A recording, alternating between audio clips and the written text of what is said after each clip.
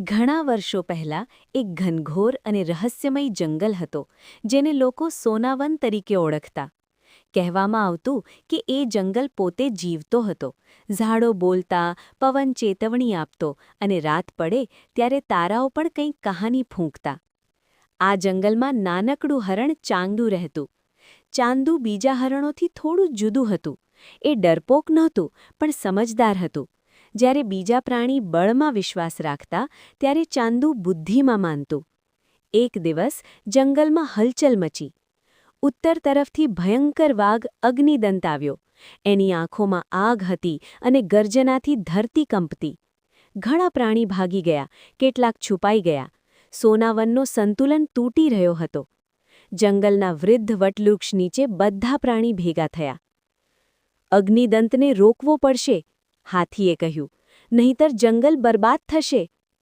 બધા ચૂપ હતા. ત્યારે ચાંદુ આગળ આવ્યું. બળથી નહીં, ચાંદુ બોલ્યું, બુદ્ધિથી જીતીએ.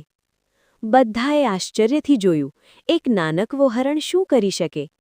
ચાંદુ સીધું અગ્નિદંત પાસે ગયું. હે જંગલના રાજા, તારી તાકાત અજોડ છે, પણ આ જંગલ તારો શત્રુ નથી. જો તું અહીં સંતુલન તોડશે તો શિકાર પણ ખતમ થશે. અગ્નિદંત હસ્યો. તું મને શીખવશે? ચાંદુ વટવૃક્ષ પાસે લઈ ગયું. આ જંગલ અમારો ઘર છે. રાજા તે છે જે રક્ષણ કરે, વિનાશ નહીં. અગ્નિદંત થોડો થંભ્યો.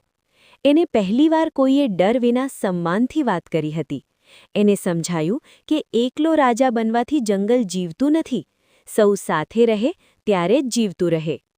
એ દિવસે અગ્નિદંત જંગલનો રક્ષક બન્યો અને ચાંદુ સોનાવનનું વિચારનું પ્રતીક બની ગયું. ત્યારથી કહેવામાં આવે છે, સોનાવનમાં તાકાત કરતાં બુદ્ધિ વધારે ગૂંજે છે.